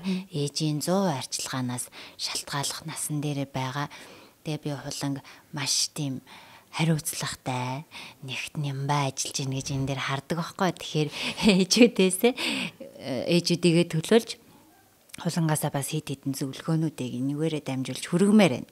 За юу вэ гэж. Юу вэ? Одоо ингээд за хамгийн түрүүнд хүүхдийг юу яаж ийн. Одоо хамгийн түрүүнд миний санд орж байгаа болохоор амны үндээр арчилгаа. За энэ дээр ер нь хэр анхаарж байна. Яах ёстой юм, анхаарах ёстой юм уу, үгүй мүү. За анхаарлаа гэхэд юун дээр хамгийн сайн анхаарах ёстой юм. Хэдэн наснаас нь яахаа их ингээд яг өөрийнхөө туршлагаас. Оо амны хүнийн дээр өстой анхаарахыг хичээдэг шүү. Түү. Манай хоёр одоогоор сайхан шүттэй байгаа. Харалсан юм байхгүй байгаа. Тэгтээ одоо юу тохиолдохыг мэдэхгүй л байна л да. Би бүр яг ингээд шүдний эмчээс зөвлөгөө авч ирсэн байхгүй юу? Тэр нь ингээд бүр шүд ургахаас өмнө эхлээд бэлдэж цэвэрлж яадаг гинэ. Одоо ингээд бүр ингээд буйл ахаас нь эхэлж цэвэрлдэг. Буйлны юм нэг салфетик байдаг шүү дээ. Цэвэрлдэг салфетик зориулдаг. Тэрүүгээр ингээд арчаал яадаг байсан. Тэгтээ бас тэрийг өдөр болгоом шээ хаяа санахаар үнэхээр л шүд байхгүй л юм байна. Тэгтээ арчдаг байсан. Хүсэл эрмэлзэл бага. Тэгэл анхны шүд цухсан цагаас эхлээд ер нь л угаасан. Тэгээд одоо охин бол айгүй дуртай угаалгадаг. Brush гэл тэгэхээр хурж ирэл. Тэг бид 7 ихшгээ давтангаа гингээ угаалгадаг байхгүй юу? Тэгээд хүү бол жоохон дургу. Тэгтээ нэгчигээ угааж яхад нь хажууд нь ярьж гэж анзаар гайхаж чаад одоо чи угаалгагүй гэдэг жоохон угаалгаж байгаа. Тэгэл дургуцаал буу юм болол. Тэгээд арчилгаан дээр одоо яг уу өдөрт 2 удаа угааж байгаа. Явандаа бол нилээ бүр илүү одоогоор бол манай хоёр нэг их нөө чихэрлэгээ мэддэггүй байхгүй. Тэг явандаа тэгэл хангалттай идэн штэ тий. Тэгэхээр нэг чихэр эзнийхэн дараа болгон угаах хэрэгтэй болов уу гэж бодож байна. Тэгээд одоо шүдий чинь бас нөө шүдний эмчэд үзүүлж байгаа юм шиг байдлаар угаах хэрэгтэй гэнэ үү? Тий. Одоо юм өөдөөсөн дээрээ тавьдаг ингэж тавьж агаад ингэж тий. Тэгэж угаагаад л байгаа. Тэгээд одоогор бол манай хоёр айгуу сайн шүдтэй байгаа. Юу болох нь гарч л бай. Тэр нөгөө нэг бас ээжүүдээ нэмж хэлэхэд шүдний эмчийн байрлал нь нөгөө нэг угаасаа бид нар 6 сар тутамд шүд эрүүл байсан, эрүүл хэвийн биш байсан ч нөгөө шүдний эмчэд хянуулах ёстой. Тэгэхээр тэр хяналтан дээр л шүдний эмчээс айх айцыг дарж яадаг гинэ. Ээж ингэж угаадаг штэ. Шүдний эмч бас яг ингэж угаад юм байна. Тэд нар ч нөгөө жоохон болохоор өвдөлт өгнө гэд нөгөө өвдсөн хүмүүс шүдээ янзлуулаад өвдөн гэж айдаг штт. Тэр жоохон амтд чинь нөгөө айх айцаа мэдэхгүй болохоор ээж чиг ингэж угаахж байгаа юм байна гэл нөгөө шүдээ үзүүлээ гарчдаг гинэ. Тэр эмчнээс аягыг тэгэж угааж агаараа гэж зөвлөд юм лээ. Та хоёрын хувьд яг одоо хянуулдаг тийм хянаад явж байгаа газар байдгүй ингээд 6 сар тутамдаа ингээ хянуулаад явдаг. Тий. өөрийгөө ч хянуулдаг, нөхрөө ч хянуулдаг эмнэлэг Toto Dental гэдэг эмнэлэг дээр одоо миний юмыг үздэг бол бас мэдж байгаа бах. Би шүднийхээ биний нэрийг тэнд хийлгэсэн. Манай ерөнхий эндтгэгчээр ажиллаж байгаа гэх. Миний бас ерөнхий эндтгэгч. Шүдээ тэнд эмчлүүлж хянуулж байгаа. Тэндхийн хүүхдийн эм чинь. Тэгээд одоо яг нөө гажиг засал ийм одоо юмар винирээрээ айгуу сайн гэж би боддог. Тийм юм бэлээ. Нэрээ. Би бас нэг судалсан чи яг нөгөө гажиг засал талдаа илүү нөгөө нэг үйлчилгээгээ явуулдаг. Тэгээ сүүлд нэг бас миний сонирхооцсон чи нэг юм аппарат гаргацсан байлээ шүү дээ. Чи сонссноо нөгөө хүүхэд нь бөөрийнхээ хилтэй бол магадгүй хөвчин богинохон бол хүүхэд нь унтахтаа амаа ангаж унтдаг болвол зөв амьсгалуулах тийм аппарат гинэ. Тэр чи өөртөө зөөж болохгүй юу? Өөртөө болно харин. Би амаа ангаж унтаад. Хүүхэд нь гинэ хотлоо ирж байгаа. Бүх насныханд зориулсан тийм. Тэгээ нөгөө хүн амаа ангаагаад унтахаар буруу амьсгалж эхэлдэг гэж. Тийм шүү дээ. За тэгвэл одоо сүүлийн үед нөгөө нэг амьсгал зөв амьсгал гэдэг юм аюу хөвчтэй орж ирж байна те. Бид нэр зөв амьсгалснараа ингээд хоншоор хэсэг гэж нэрлэдэг ам хамар. Хоншоор хэсгийн хөгжил нэгдүгээрт аюу гой зөв явагдана. Тэгээ хамраараа хүчил төрөгчийг гүйцэд аваад ирэхлээрээ тархины цусан ангам сайжрагдаад хүүхэд маань сайн унтаад ирж гин. Тэгээ нөгөө нэг ерөөсөө нэг хүмүүсийг сонирхдаггүй хэрнээ. Зүгээр амаал хамхиад унтчихад ийм олон даваа талтай байгаа байхгүй. Амаа хамхих ер нь их даваа тал. Харин тийм ээ. Тийм юм гаргасан гэж илээ. Тэгээ би бас яг сонирхоод хүүдэрээ хэрэгжилж үзэх гээд авцсан байгаа. Nice. Би болохоор нүг шүдний аппарат зүүх гээд миний одоо дээдл нь зүгээр яж байгаа доотлол юм баггүй юу? Али хараадаг. Тэгээд одоо ингээд одоо болно л тоо. Гэхдээ би жаахан одоо би 30 нилийн гарчаад шүдний аппарат зүүхээр жоохон гэж бодоод тийм хүнд болохоор нөө Invisalign гэдэг зүгээр нөгөө нэг монголоор нэг нэр байт юм аа. Invisalign тэрийг Toto Dental-ийнхан бас хийдэг байхгүй харагддаггүй. Тийм. Би бас тэрийг нэг зөөж үзгээс бас сонирхолоо. Зүүцэн тэгсэн мөртлөө ингээ нэхэр яг ингээд харагддаггүй. Шүдээ юм идэхтэй авчаад идчихээ буцаага зүвчдэг. Тэр аягүй даваа талтай санагдаад. Тэгээ тэрийг зүүвэл бас ойр зурны нэг ойр зур юм ингээд идээд авахгүй. Бас нөлөөтэй. Нөлөөтэй. Тэр их даваа талтай юм шиг. За. Тэгвэл шүдэн дээр ингэж анхаарж байгаа юм байна. Бас нэг юм чухал асуудал. Тэр юу вэ гэхээр хүүхдүүд нэмэгдэл хоолнд орж эхэлснээс хойш хүүхдүүдийг яаж хооллох нь чухал юм те. Бид нэр эрүүл мэдээж хамгийн эрүүл органик хүнсийг л хүүхдүүдэд өгье гэж боддог шин. Холонгийн хувьд ер нь хүүхдүүдийн хоолтон дээр яаж анхаарж гин. Ер нь хүүхдүүдэд тусдаа ширээ байх ёстой мó хүүхдэд ам хамраараа үлээгээл халбагдаал өхөн мэдээж буруу гэдэг маш их хүмүүс мэдж байгаа ч гэсэн одоо тэгэл өгдөг ээжүүд байгаа. Тэгэхээр холонгийн манай хоёр чинь хоёлаа шал өөр. Охин маань ерөөсөө юм идэхгүй. No гэл. Хүү болохоор yes бүгдийг надад өгч би юу хамаагүй идмээр байна гэдэг хоёр хүүхэд. Тэгээд манай хоёр хоёлоо анханасаа би нөгөө нэг өөрсдөр нь хооллуулах тийм одоо арга техниктэй байсан байхгүй. Одоо бид нарыг жоохон байхад бол ингээд халбагдаж өгдөг өгдөг штэ тий. Би болохоор baby led weaning гэдэг өөрийгөө хооллох тэр одоо системээр явсан гэх юм уу да. Дандаа ингээл өөрт нь гарт нь байруулад өөрөө яг идэх хэмжээгээрээ өөрөө ингээд тэр хоолтой танилцаад заваараад өөрөө ингээд учраа болоод ам хамраа болоод идэх. Бүр 6 сартаагаас нь л тэгсэн юм. Ингээд брокколиг нөгөө нэг чихэрлэг төмс ингээд жигнээд гарт нь бариулцдаг байсан. Жимс бимсийг болохоор нөө юм шүрс шахдаг нэг юмтай юм бариултай юм байдаг шүү дээ. Тэ өөртөө ингээд сороод идчихдэг. Тиймд иддэг. Одоо манай хоёр одоо ч тэр ер нь бүр багасаач тэр надаар ерөөсө халбагдуулж идүүлдэг байсан. Тэгээд охин бүр тэрэндээ сурцсан. Би ингээд халбагдаад өвчий гэсэн чи халбагдаж идүүлэхгүй. Гэхэд үгүй би өөрөөр л халбагдаж ид миний халбахыг хаад иргээл өөрөө л ингээд байдаг. Би болохоор ингээд газ хурдан цэвэрхэн идүүлчихэд газ тэрага цэвэрлжмээр байгаад байдаг. Заримдаа. Тэгээд одоо хүүч гэсэндээ юу ч гэсэндээ хоёулаа ингээд өөртөө л хооллох дур хүсэл сонирхолтой. Одоо харин ээж хүн байж юусоо тэгэж. Гэтэ би бас нэг уншсан юм байна. Энэ арга бол хамгийн зөв. Яасан гэдгсэн чинь нөгөө хүүхэд ингээ хоолоо идж яахта өөрөө ингэж заваарж өөрөө гар хуруугаараа мэдэрж идэхээр нь нэгдүгээрт хоёр гарын жижиг булчингууд хөгжиж идэг гинэ. Гарын булчингууд хөгжөөд ирэхээр баруун зүүн тарих хөгжөөд ирдэг гинэ. За тэгсэн чи үүнээс гадна хүүхдэд тэр хоолыг яг идсэн айгүй гоё тийм мэдрэмжийг авдаг гинэ хүүхэд. Тэндээс тэгээд өөр юм ингээл өөр юм руу харж байгаа л ам руу нь халбагдаад ахаар ч бас нэг эзэн мэдрэмж ахгүй бид нар ч гэсэн тийм шүү дээ юм үзэнгээ идэхэрч бас тэгээд байдаг шүү дээ.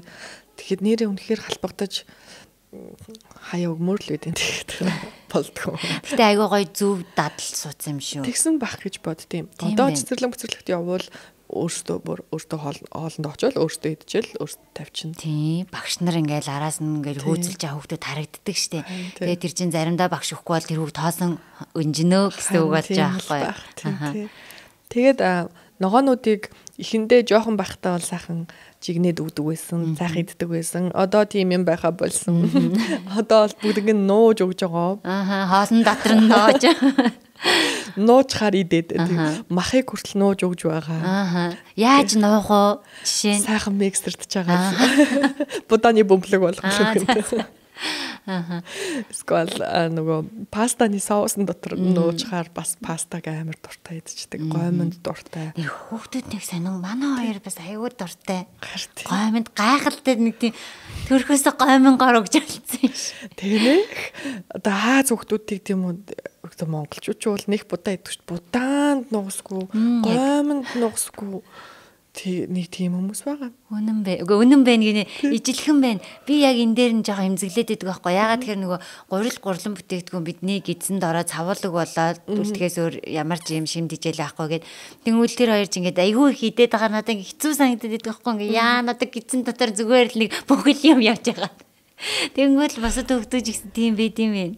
Тий одоо манай хүүхдүүл ерөөсөө битүүл тийм л юм болдог бол ерөөсөө өдөр болгон л идэж явах санаатай. Тэгэл нөгөө өнөөдөр хийж өгчөөд нөгөөдөр хийхээр баг анх удаар гойм ингээд тэгээд идэ. Тэгвэл яг ижлэхэн л юм байна. Манайч тэгтээ 3-6 шүү. Яа би одоо 3-6 хүртэл гойм хийдэг юм байна.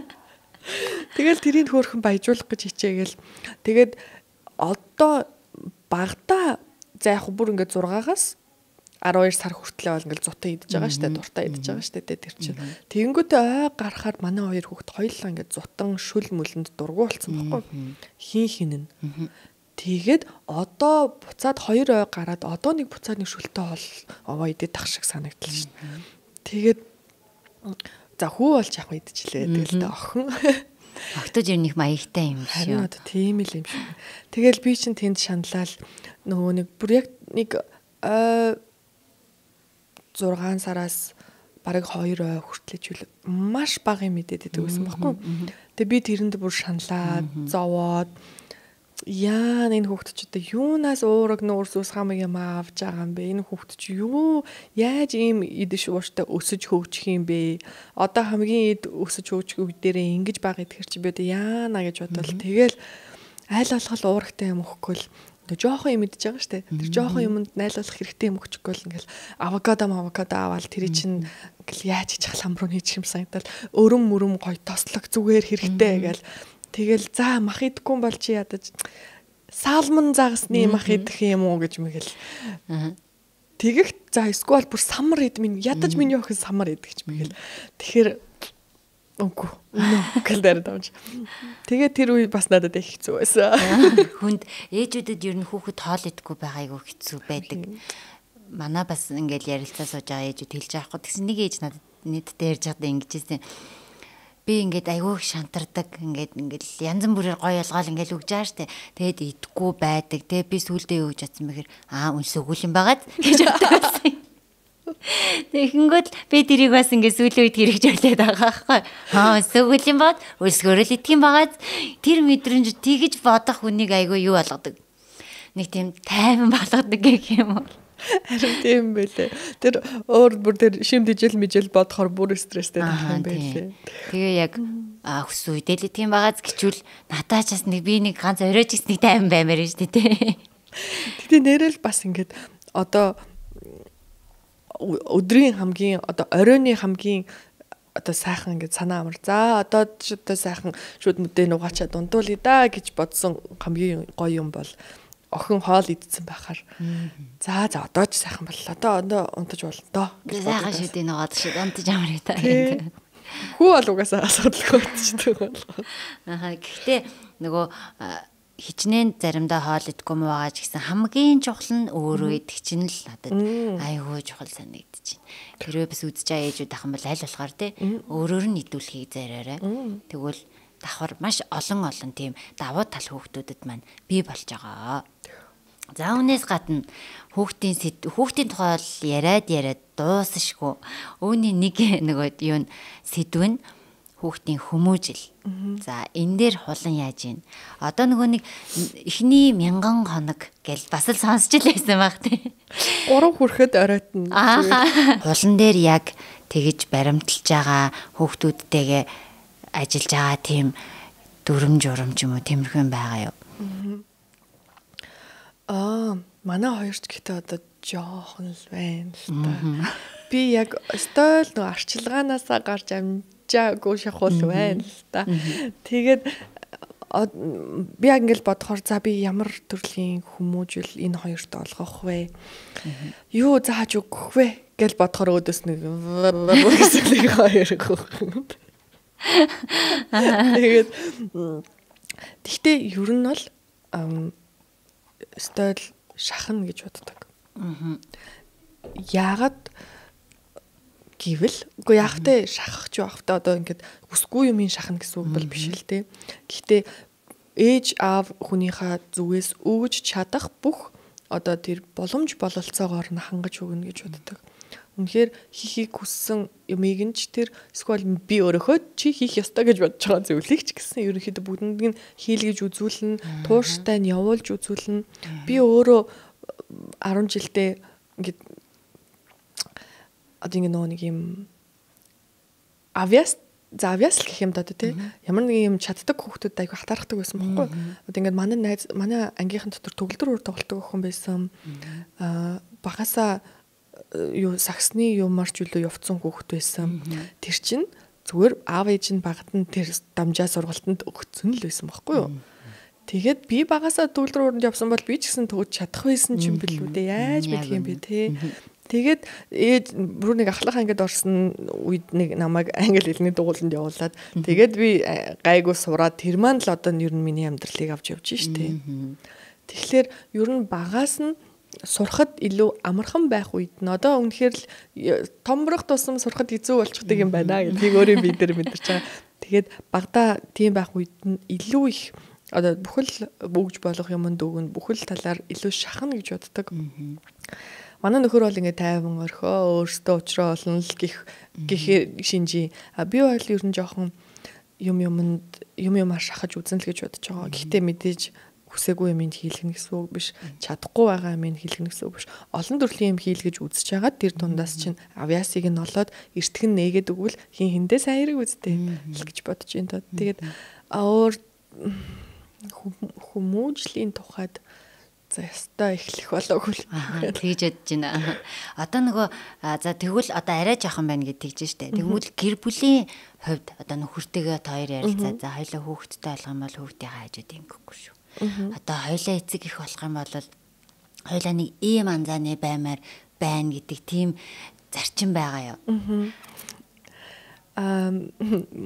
Бүр бараг төрхөөсөн ч өмнө л манай нөхөр за чи муу цагта би сайн цагта байна шүү л гэдэг байсан. Би загнаад аав нь өмөрх юм байна. За. Тэгээд үсээгэл муу цагта алчихсан л. Адилшээ. Жирэмсэн байхдаа л муу цагта алчихсан. Тэгээд яг бид хоёлоо одоо ч гэсэндээ ер нь тэгдэг одоо хүүхдүүдтэй мэдээж тэр хоёр чи байнга л болохгүй юм хийн штэ. Болохгүй шүү. No гэл тэр үедээ айл болгон л ер тэгдэг бах л та. Бибинийхээ арыг даана. Хин нэгэн загинж хахад нөгөө төнөө мөрөхгүй хоёлоо нийлж цаглаа. Нийлж загнаа. Гэхдээ тий одоо яах вэ? Тэр чинь нөгөө нэг Тэгтээ зөв. Тий одоо би загнасан чи аав дээрээ гүчиж аав зүгээр гэж хэлжүүл тэгэл ээжийн өвгөн тэнэг болоод их тийм юмтай болж ирж штэ тий. Тэгээд тэгнэ гэж боддог. Тэгэл одоо ер нь ойлгомжтой юмнуудыг л бодож байна да. Яг нэг тийм гэр бүлийнх хизээж хүүхдүүдийнхаа дэргээд муудалцахгүй, хүүхдүүдийнхаа дэргээд бие биен руугаа чанга дуу гаргахгүй дандаа л мэдээж эцэг их одоо хэцүү зүйл туулна, эцэг ихийн хооронд ээж хүний хувьд би ингээд зовлон туулж болно шүү дээ тий. Миний амьдрал, миний ачаа, миний нуруу, миний зовлон чинь минийх л байхгүй юу? Тэрийг миний хүүхэд харах ямар ч шаардлага байхгүй. Ойлгох шаардлага байхгүй. Намайг ойлгоосоо, намайг хайрлаасаа гэж би хүүхдээсээ хүсэхгүй байхгүй юу? Одоо ямар нэг юм боллоо гэж бодоход би уйлж байгаагаа, би хэцүү байгаагаа, би мөнгөгүй байгаагаа би хүүхдтэй хизээж мэддэгдүүлэе гэж хүсэхгүй, мэддэгдүүлэхгүй ч гэж бодож байгаа. Яг тэрэн шиг аав ээж хоёр нь ямар нэгэн асуудал тулгарлаа, санхүүгийн хэцүү байлаа, стресстэй байлаа гэхэд тэрийг хизээж хүүхдүүдтэй үзүүлэхгүй. Миний хүүхдүүд том болоод миний амьдрал өстой гоё байсан шүү. Манай аав хоёрт жаргалтай бажганар байсан шүү. Манай аав хоёр зовоог бах уу. Манай аав хоёрт баян мөнгөтэй байсан бахал гэж бодосоо гэж хүсэж байна. Тэр өөрийнхөө одоо траумаг хүүхдтэй дамжуулна гэж боддоггүй. Саяны яриан дээр зүгээр хэлэхэд би бас нэг ээжтэй яриа сууж байгаа тэгжсэн аахгүй юу? Үгүй ээжтэй биш. Нэг сэтгэл зүйчтэй ярилцаад подкаст биш өөр ингээд газар тэгсэн чинь хүүхэдтэй мэдрэмжүүдийг эцэг эхчүүд зааж өгдөггүй гинэ. Ингээд баяртай байгаа мэдрэмжээ эсвэл өнөөдөр ажил дээр юу ч бүтэхгүй амар хэцүү байсан мэдрэмжээ хүүхэдтэй харуулдаггүй мөртлөө яа ятраад байна. Яа бас амар хэцүү гэдэг гинэ. Тэгэнгүүт хүүхдүүд эргээд том болоод нөгөө өөрийгөө илэрхийлэх чадвар нь хараагүй юм чинь хүн ядархаараа ч юм уу хүн хин нэгэнд гомдохороо яаж мэдрэмжээ илэрхийлдгийг мэдгүй хүн ууртай зүйл болохоор ингээд бас яаж илэрхийлдгийг мэддэггүй гэд тэгээ би тэрнээс хойш нөгөө хүүтэйгээ ингээ ярилцдаг болсон. Өнөөдөр надад юм хэцүү байлаа. Надад тэр дамайг тэгсэн тэхүү гэж боддог. Надад тэр нь бүр амар хэцүү байна гэнгүүт л манай хөө ингээ аяхтаа ус авчирч гисэн. За наатахаа угаа тавьширчих ч юм уу те. Тэгээд дараа нь тэр хүүхд дараа нь эргээд хэцүү үе гарах юм бол ээж нэрээ ийм үед ингээд исэн шүү дээ. Тэгэхээр гонигтой үед ингэж сэтгэл нөгөө юугаа гаргадığım байна. Гэ автоматар шууд юм болдог гинэ. Тэгээ тэрийг би бас ээжүүдийн амьдрал дээр хэрэгжүүлээсэй гэж айгүй боддог. Ээжүүд юмнуудаа айгүй бас ингэж нуудаг юм шиг байгаа. Ингээл яагаад гэвэл тэр чинь нөгөө нэг бид нар хүүхэд байхдаа бид нар ч ер нь хүн хүүхэд байхдаа нөгөө нэг юмыг айгүй хүн дээр хүлээж аваад тэр нь ингээд сэтгэл зүйн мухартан ингээд амар зовлон байсан, амар хэцүү байсан, дандаа тэгдэг байсан гэд үлдчихдэг гэж байгаа байхгүй. Тэр бяцхан сэтгэл бяцхан зүрхэнд нь тэгээд одоо би ч гэсэндээ баг насаа бодоод үзэхээр за яах вэ ингээл нэг гэр бүлийн хэрүүл уруул нэг тиймэрхэмд байсан. Тэр нь ингээл амар хэцүү байсан юм шиг санагддаг байхгүй. Тэгээд одоо ингээд имээтэй ээжтэй ярихаар тэр ингээд бяцхан хэрүүл те хэдхэн удаагийн хэрүүлж байсан юм уу те нэг тэр хоёр нэг удаа тэгсэн штэ гэл тэнгүүд би тэрийг ингээд өөрөө санцсан тэнгүү санахтаа би бүр дандаа тэгдэг байсан штэ гэд сансан байгаа байхгүй юу. Тэгээд айгүй ингээд жоохон байхдаа юмыг амар хүн дээр хүлээж авд юм байна да. Тэгээд тэрийнхаа бүр ингээд тогтоогоод цээжилчтэй байна да гэж бодсон. Тэгэл өөрөө тэгсэн болохоор л. Гэтэ тэр бол яг үнэн юм байлээ шүү дээ. Бас нөгөө сэтгэл зүй аяг болон судалгаанууд дээр хүүхэд нөгөө аз жаргалтай уюуд нь их бол тэрийг санаад зүгээр аз жаргалтай үеийн хажуугаар ганц нэг хэрүүл боллоо ш. Тэрийг аягүй томоор хүлээж аваад ингээд дурсамжинд таатгалж. Тэгээ эргээс санахаар тэр хэрүүл нь ингээд санаанд ордог. Тэгэхээр амар харамсалтай байгаад ингээд алдах ирэх байхгүй юм шиг бид нарт тэг тийм юм үлдээжүүл одоо яах юм бэ? Гомдоод байгаа. Манай дүү ингээд надаас 20 дүү маань байдаг байхгүй юу? Тэгээд би тэр хүүхдийн яг ингээд хүүхэд насыг ингээд хажууд нь харж хамт байсан байгаа шүү дээ тий. Яг өдөр болгон хамт амьдраагүй ч гэсэн ойрхон байсан. Тэгээд ёстой би ингээл 20-оор ихч учраас яг ингээл эцгийнх нь эргэн тойронд юу болж ирснийг яг арай юм насан турш хүний нүдээр харж исэн. Тэр хүүхэд маань болохоор жоохон хүүхэд байсан.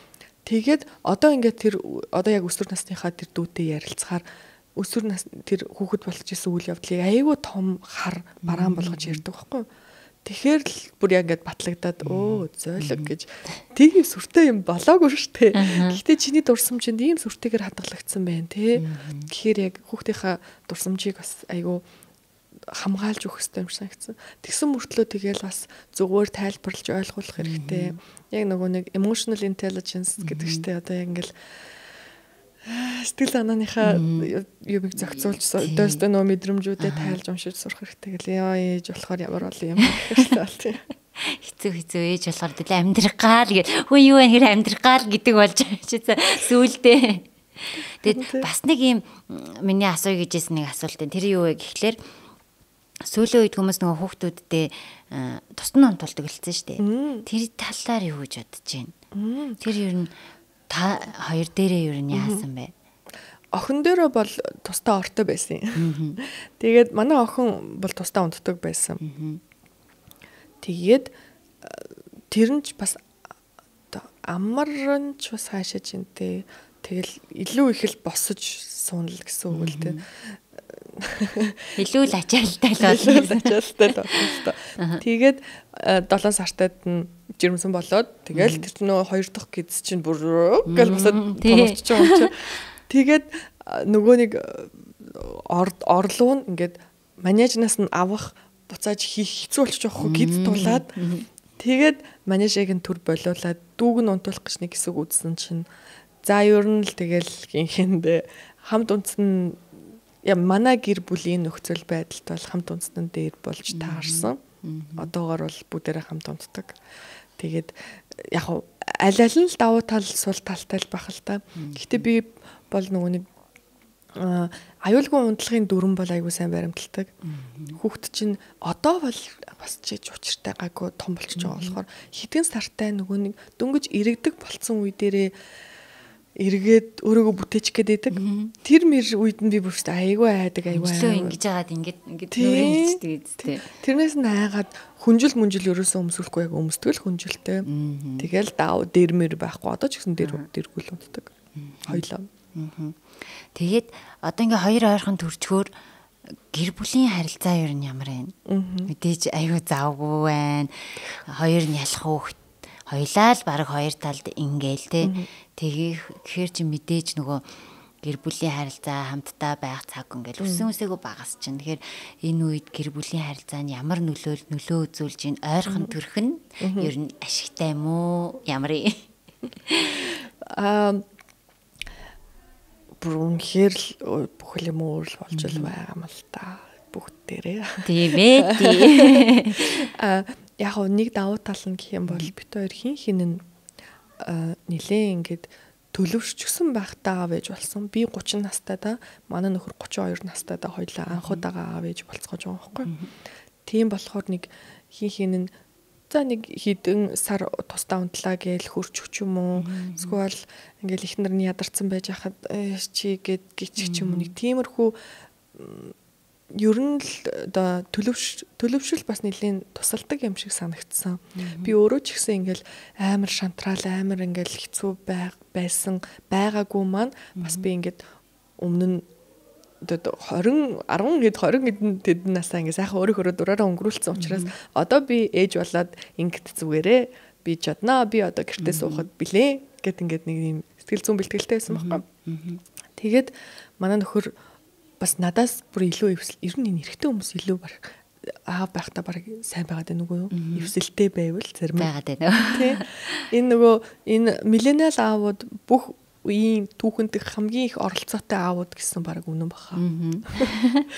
Тэгээд өөрчлөгдсөн. Гэхдээ нэг одоо зүгээр л яг манай л гэр бүлийн онцлог нь бол манай гэр бүл хоёулаа гэрээсээ ажилдаг, манай нөхөрөөс гэрээсээ ажилдаг. Тэгэнгүүт манай нөхөр цагийн зөрүүтэй ажилдаг байхгүй юу?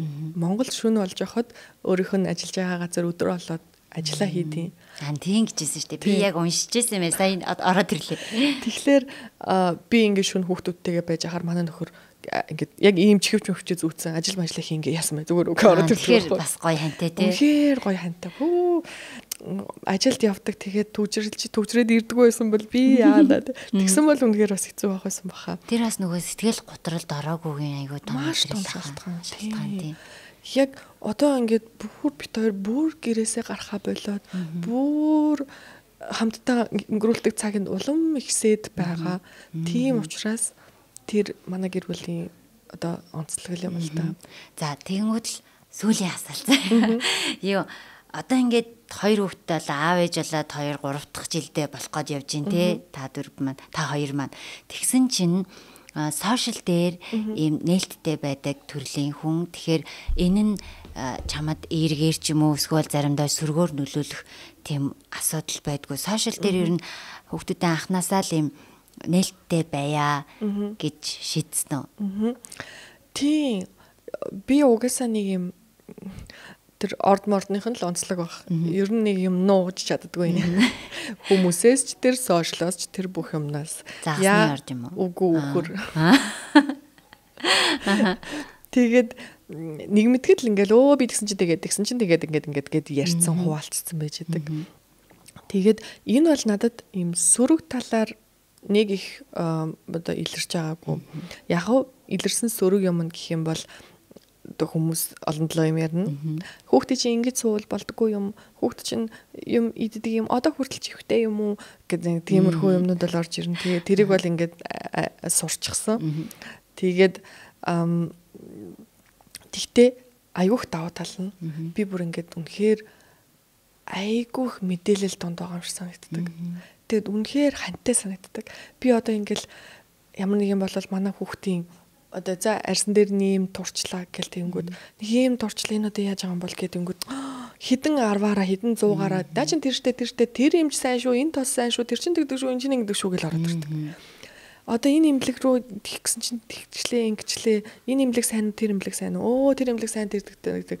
Тэгээ ямар сайндаа бүр саяхан хүртэл манай хүүхэд шүн уйлаад байна яаж ширгэлдэм бэ гэсэн чи юу. Хорвогийн бүх төрлийн ширэглэх аргуудыг надад хэлж өгч байгаа байхгүй.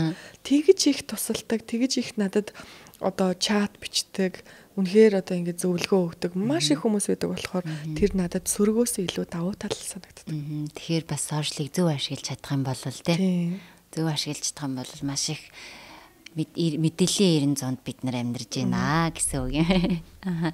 Тэгээд за ерөнхийдөө бол ингээ хоёулагийн яриа өндөрлөгтэйшээ хандж гин. Тэгээд яг өөртөө нийжилхэн залуу ээжүүд, шинхэн ээжүүд байгаа. Тэгэхээр энэ ээжүүдтэй за ээжүүд минь ээж болохоор гэгээлэг тийм үг байна уу? Ингэдгийг шүү гэ.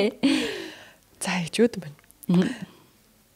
Үнэхээр одоо ээж болох жирэмслэх төрөх процессыг ялангуяа тэгээ хөхүүлэх тэр процессуудыг дандаа ингэ нэг хар бараанаар нь хэцүү учиртай да.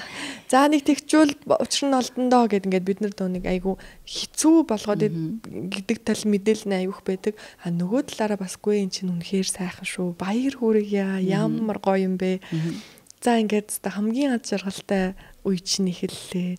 Хэвээ үнэхээр ямар ч залуугаас те ямар ч амжилтаас илүү юм тасарсан гоё мэдрэмжийг өгөх тийм аялалж эхэлж байгаа юм байна. Баяр хүргэе. Тэ үнэхээр аз жаргалтайгаар туулаарай. Хүүхд чинь дороо хурдан том болчдөг шүү. Тийм болохоор ингээд жижиг үеүүдийг нь айгуу сайн мэдэрч аваарай. Айгуух зураг бичлэг хийгээрэй гэж хэлмээр байна та. За ээжүүд маань бас төрөж байгаа, төрхөд бэлдэж байгаа, эсвэл төлбөлж байгаа ээжүүд байх юм бол яг энэ бага насны ээжтэй ярилцсан би нэг подкастаа илүү сонсоосаа гэж хүсдэг. Яагаад гэвэл магадгүй ээжүүд нөгөө холдчихдаг л да. Ингээл 7 нас, 10 нас хүрээд ирэхээр ийм билүү, тийм билүү, нэрээ тэгдэг илүү гэл те. Тэгэхээр яг иймэрхүү нөгөө бага насны ээжүүдийн бага настай хүүхдүүдийн ээжүүд орсон подкастыг бас илүү тухалж чиг тавьж сонсоосай гэж би хүсдэгэ. Тэгээд өнөөдөр урилгын маань аваад надтай маш сайхан яриа өрнүүлсэн хуланда үнэхээр их баярлалаа гэж хэлмээр байна. Өмнө нь уулзч байгаагүй ч гэсэн яг уулзж исэн юм шиг хизээний би нэгээ таньдаг байсан юм шиг ярилцахад надад айгүй тийм эвтэйхэн тухтай мэдрэмжийг өглөө. Баярлалаа. Сайхан байлаа. Сайхан яриа хэлье. За одоо хоёлаа ивент тэтгэгчийн бэлгээ авъя. За. Сайн нэрээ нөгөө шүдний имлэг хаана ингээд эмчлүүлдэг вэ? Үзүүлдэг имлэг байгаа юу гэсэн чи Total Dental гэж хэлжсэн шүү дээ. Манай ерхий ивент тэтгэгчээр Total Dental ажиллаж байгаа. Тэгээ саяны миний нөгөө яриад исэн Үе, вау. энэ нөгөө аппаратыг бэлгэлж байгаа шүү дээ. Баярлалаа. Энийг хэрэглээд үзээрэй. Амаа нээж унт. Тэгээд хэрвээ болвол үр дүн гарах юм бол хуваалцаарай. За тийм. Тэгээд дотор нь өөр эрхэм бичиг хийсэн байгаа. Хоёрыг аваад яваарай. За тийм. Их баярлалаа. Нэрээ нэг зүйлийг нэмээд хэлэхэд Total Dental шүдний имлэг маань яг тийм нөгөө тустай ариутгагчтай тийм мэрэгжилтэй хүн байдаг.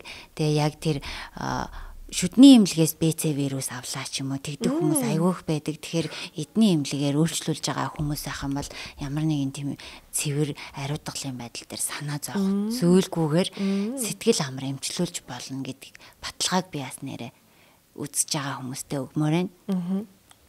За тэгээ дараа нь манай ивент тэтгэгчээр Бабуня гэж цэцгийн дэлгүүр хамтарч ажиллаж байгаа. Тэгэд энэ ягаан болттой ягаан сарнайг өнөөдөр зөвхөн өөрт нь зориулж болгосон юм аа. За тэгээ энэ цэцгээ бэлгэлж ий. Их баярлалаа. За. Вау, ямар гоё баглаа вэ. Манай подкастд яг цэцэг шиг ээж нар маш ихээр ордог. Тэгээд ээж нартай ярилцаад дууссаны дараа надад нэг тийм гоё сэтгэл зүйчдээр очисон юм шиг заримдаа сэтгэлээ нэх гоё удалцсан, заримдаа бүр ярих хэрэгцээ маань ингээ бүр тулцсан үеуд байдаг аахгүй. Тэр үеүүдэд ингээ ээж нартай ярилцаад гарахаар сэтгэл айгүй өөдрөг болдог. Юу ч чадах юм шиг гараад та жинхэнэ ална гэж бодохоор мэдрэмжүүдийг ээжүүд маань өгдөг. Тэгээ бас энэ мэдрэмжийг өнөөдөр бас дахиад авлаа. Холондоо маш их баярлалаа. За, их баярлалаа. Подкастт амжилт хүсье. Өөр гоё зөндөө гоё ээжүүдийг оролцуулаарай. За баярлалаа. За тэгээ манай подкастын дугаар энэ хүрээд өндөрлж байна. Дараагийн дугаараар уулзтлаа. Тэр баяртай.